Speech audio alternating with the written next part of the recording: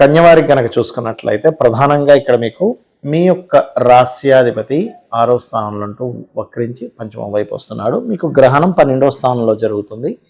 మరి సప్తమంలో ఉండేటువంటి శని శుక్రులు, 6వ స్థానంలో ఉండే కుజరాహులు, 6వ స్థానంలో బుధుడు ఉంటూ వక్రించడము, దశమంలో గురువు, ఈ యొక్క ఫలితాలు గ్రహణ ప్రభావం ఎలా ఉండబోతుంది అనేటువంటి అంశాలు చెప్తుంది. నేనైనప్పటికీ చెప్పిస్తుంది సాక్షాత్ లలిత అమ్మవారిగా భావిస్తూ ఆ లలితాంబిక అమ్మవారి యొక్క అనుగ్రహం మీకు పరిపూర్ణంగా కలగాలన్న స్ఫూర్తిగా కోరుకుంటూ ప్రధానంగా ఏంటంటే ఇక్కడ మీకు ఎప్పుడైతే ఈ 12వ స్థానంలో గ్రహణం పడుతుందో ఇది ప్రధానంగా ఇన్వెస్ట్మెంట్స్ ఖర్చు పెడుతున్నాము. దేనికి ఖర్చు పెడుతున్నాము, అనవసరమైన ఖర్చు ఏమైనా అవుతుందా, అనవసరంగా ఇన్వెస్ట్మెంట్ ఏమవుతుందా, అనవసరంగా ఇబ్బంది పడుతున్నాము అనేటువంటివి ఎక్కువగా ఉంటాయి. అలాగే ధన సంబంధించినటువంటి విషయంలో చూసుకున్నట్లయితే ఇక్కడ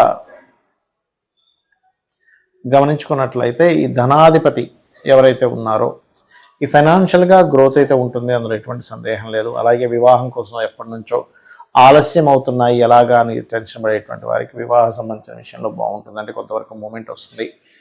మరియు అదేవిధంగా ఎప్పటి నుంచో పలానా ప్రాపర్టీ కొనుగోలు చేయాలి, పలానా వాహనం కొనుగోలు చేయాలని ప్రయత్నం చేసేటువంటి వారికి ప్రాపర్టీ విషయంలో, వాహనం విషయంలో అనుకూలత అయితే ఉంది చెప్పాలంటే. ఇక 6వ స్థానంలో కుజరాహుల యొక్క కలయిక ఏదైతే ఉందో ఇది కొంచెం వివాహ సంబంధించినటువంటి విషయంలో, అంటే సప్తమంలో శుక్రశనులు ఉన్నారు, 6లో ఉండే గ్రహం వల్ల ఏంటంటే కొంచెం కొన్నిసార్లు గొడవలు జరుగుతుంటాయి. కాకపోతే ఏంటంటే సప్తమంలో శుక్రుడు వచ్చాడు కాబట్టి ఎప్పటి నుంచో ఇంకా వివాహం అవ్వదు, ఇంత ఆలస్యం ఇంకేం వివాహం అవుతుందని కొంతమంది అనుకుంటూ ఉంటారు. చూడండి, చాలా 40-50 ఏళ్ళు వచ్చేసాడు ఇంకేమవుద్దంటారు.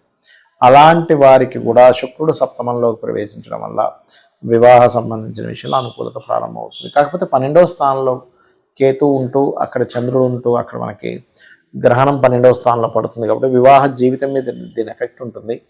ఎవరికైనా ఇదివరకే ఆల్రెడీ గొడవలు అవుతున్నాయండి, మళ్ళీ ఇప్పుడు ఈ గ్రహస్థితి వచ్చింది అని అనుకున్నటువంటి వారు మీరు చేయవలసింది ఏంటంటే ఓం శివకామేశ్వరాంకస్త శివా స్వాధీన వల్లభాయే నమః అనే మంత్రం చేయండి. అదేవిధంగా ఉద్యోగ అవకాశాలు కూడా చక్కగా పెరుగుతాయి మీకు. కాకపోతే కొంచెం స్ట్రెస్ అదే ఉంటుంది, బట్ డోంట్ వరీ. అదేవిధంగా మీ యొక్క జీవిత భాగస్వామి కూడా కాస్త ఫైనాన్షియల్గా కొంతవరకు గ్రోత్ అనేటువంటిది పెరగనుంది. కాకపోతే ఏంటంటే మీ జీవిత భాగస్వామి ఖర్చుల విషయంలో, ఇన్వెస్ట్మెంట్స్ విషయంలో మీ ఇద్దరు కూడా, ఎందుకంటే ఇక్కడ 6వ స్థానంలో 2 పాపగ్రహాలు, 12వ స్థానంలో మీకు గ్రహణం పడుతుంది కాబట్టి ఈ విషయాల్లో జాగ్రత్తగా ఉండాలి. వెంకటేశ్వర స్వామి యొక్క ఆరాధన చేయండి, అన్ని విధాలు బాగుంటుంది. ఇక్కడ గ్రహణము ఏర్పడుతున్నందుకు మీరు అసలు ఎటువంటి దానాలు ఇవ్వాలి, అసలు ఒక్కొక్క సమస్యకి ఒక్కొక్క మంత్రం ఏం చేసుకోవాలో చెప్తారు. ప్రధానంగా దానం ఇవ్వవలసినటువంటివి ఏమిటి, ఇందులో 2 రకాలు. ఒకటి ఎవరికి వారిచ్చుకుంటారు, లేదా ఒక్కొక్కసారి సంతానం ఎక్కడ దూరంగా ఉన్నప్పుడు వాళ్ళ పిల్లల కోసం ఇస్తారు, అలా కూడా ఇవ్వచ్చు, తప్పేం లేదు. అయితే బియ్యము 1 కేజీంబావు బియ్యము, కేజీంబావు ఉలవలు, కేజీంబావు మినుములు, గోధుమలు, నువ్వులు, ఈ 5 పదార్థాలు ఇవ్వండి ముఖ్యంగా. మరియు దీంతోపాటు మీరు వెండికి మన ఇత్తడికి సంబంధించి, వెండి కాదండి, వెండి చాలా రేటు, ఇత్తడికి సంబంధించి చిన్న గిన్నె తీసుకొని దాంట్లో ఆవు నెయ్యి పెట్టి, ఏదైనా లోహాలు, పంచలోహాలు, రాగిలో వాటిలో వీటిలో ఉంటాయి, సూర్య చంద్ర ప్రతిమలు మరియు నాగ పడగలు ఉంటాయి, ఆ రెండింటిని ఇవ్వాలి, గుర్తుపెట్టుకోండి. ఇంకా తీవ్రంగా దోషం ఎవరికైనా ఉంది అనుకుంటే కనుక గోశాలకు వెళ్ళి గోవుకి సేవ చేయడం, గోవుకి ఏదైనా తినిపించడం, రామాయణ మహాభారతాలు లాంటివి వినడం, చదవడం చేస్తే మంచిది. అయితే గ్రహణ సమయంలో, గ్రహణం అనగానే భయపడడం కాదు, ఇక్కడ మీరు బాగా అర్థం చేసుకోండి, ఇది సాధన చేసుకోవడానికి గొప్ప సమయము అని మీరు అర్థం చేసుకోవాలి. గ్రహణ సమయం ఓకే. మీరు ఇక్కడ గ్రహణం మీకు కనబడకపోయినా 4:35 గ్రహణ సంబంధించిన పట్టు స్నానం చేసి కూర్చొని 7:30 వరకు కూర్చోవచ్చు జపం, తర్వాత విడుపు స్నానం చేయొచ్చు. అయితే ఇక్కడ ఏంటంటే మీకు ఎటువంటి సమస్య ఉంటే ఎటువంటి నామం చేసుకోవాలనే దాని మీద ఉంటుంది. ఇప్పుడు చూడండి, ఎవరైనా సరే వాళ్ళు ఎదగలేకపోతున్నారో అని ఉంటుంది లైఫ్లో, అలాంటప్పుడు మీ లగ్నం పాడైందని అర్థం. అలాంటప్పుడు శ్రీమాత్రే నమః బ్రహ్మాండంగా మంచి ఫలితం ఇస్తుంది, రక్షణ కలుగుతుంది అమ్మవారు. అలా కాదండి మాకు ఫైనాన్షియల్గా బాగా ఇబ్బంది ఉంది, ఆ గ్రహణ సమయంలో ఏ మంత్రం చేసుకోవాలి అంటే ఓం సంపత్కరీ సమారూఢ సింధుర వ్రజ సేవితాయ నమః, లేదా ఓం ధర్మాధ్యక్ష ధనాధ్యక్ష ధనధాన్య వివర్ధిని నమః. అలా కాదు మేము ఏది మాట్లాడినా మిస్కమ్యూనికేషన్స్ అయిపోతుంది, మాట్లాడాలంటే భయం వేస్తుంది, ఎక్కడ వీళ్ళు ఎవరితో ఏదైనా ఇబ్బంది అవుతుంది అంటూ ఉంటారు కొంతమంది. ఎక్కువగా స్త్రీలు ఎక్కువగా ఈ విషయంలో, పురుషులు కూడా ఎదుర్కొంటారు. దీనికి ఏమిటి లలిత సహస్రనామాల్లో ఆ 4 గంటల సేపు చేసే మంత్రం ఓం కర్పూర వీటికామోద సమాకర్ష దిగంతరాయ నమః. అలా కాదండి, నాకు గృహం కొనుక్కోవాలని ఉంది, లేదా ఎడ్యుకేషన్లో డిస్టర్బ్ అవుతున్నప్పుడు ఏం చేయాలి? ఎడ్యుకేషన్లో కన్నా మీరు డిస్టర్బ్ అవుతున్నట్లయితే మీరు దక్షిణామూర్తి స్తోత్ర పఠనం చేసుకోవచ్చు చక్కగా. లేదా లలితాసహస్రనామాల్లో ఓం శుద్ధ విద్యాంకురాకార ద్విజపంక్తి ద్వయోజ్వలాయ నమః. లేదండి మాకు గృహ సంబంధించినవంటే మణిద్వీప వర్ణన చేసుకోవచ్చు చక్కగా. అదేవిధంగా సంతానం కోసం ఇబ్బంది పడుతున్నటువంటి వారు శ్రీమాత్రే నమః అని, లేదా మనకి దిగంబర శ్రీ పాదవల్లభ దిగంబర అనే మంత్రం చేసుకోవచ్చు. రుణరోగ శత్రువులు ఎక్కువగా ఉన్నాయి, ముఖ్యంగా రుణబాధలు ఎక్కువ పడుతుంటారు, ఓం అపర్ణాయే నమః. అయితే ఇక్కడ ఏంటంటే ఓం అపర్ణాయ నమఃతో పాటు ఓం సంపత్కరీ సమారూఢ సింధుర వ్రజసేవితాయ నమః కలిపి చేస్తే ధనము వస్తుంది, రుణము తీరుతుంది. అదేవిధంగా వివాహం అవ్వట్లేదు అనుకుంటే ఓం కామేశబద్ధ మాంగళ్య సూత్ర శోభిత కందరాయ నమః. వివాహ జీవితం బాగాలేదనుకున్నప్పుడు ఓం శివకామేశ్వరాంకస్థ శివ స్వాధీన వల్లభాయ నమః. అలా కాదండి, అపమృత్యు దోషాలు ఉన్నాయి, చంద్రశేఖర అష్టకం చేసుకోండి, అంతసేపు అద్భుతమైనటువంటి యోగం కలుగుతుంది, గండాలు తొలగిపోతాయి, అపమృత్యు దోషాలు పోతాయి, ఆయుష్ పెరుగుతుంది.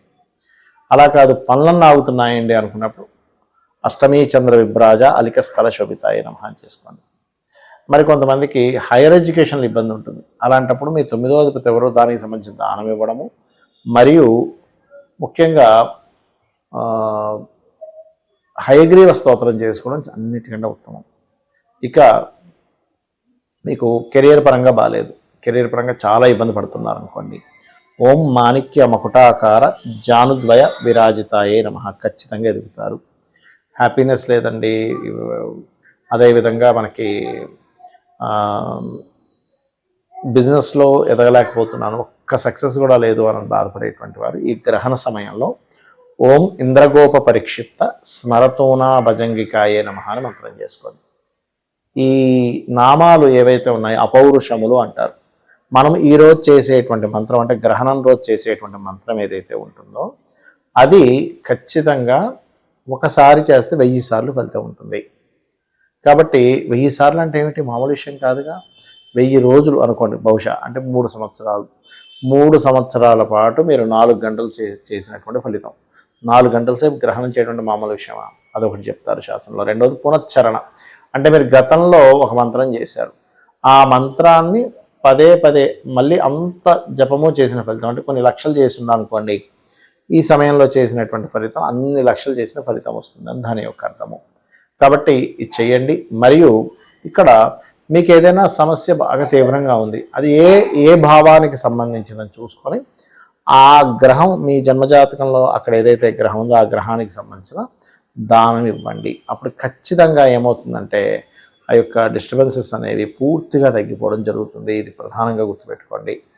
ఒకటే ఏంటంటే గ్రహణం అనగానే ఏదో ఈ రాశి వారికి ఏదో అయిపోతుంది, ఆ రాశి వారికి ఏదో అయిపోతుంది కాదు, కొంచెం దాని ఎఫెక్ట్ ఉంటుంది.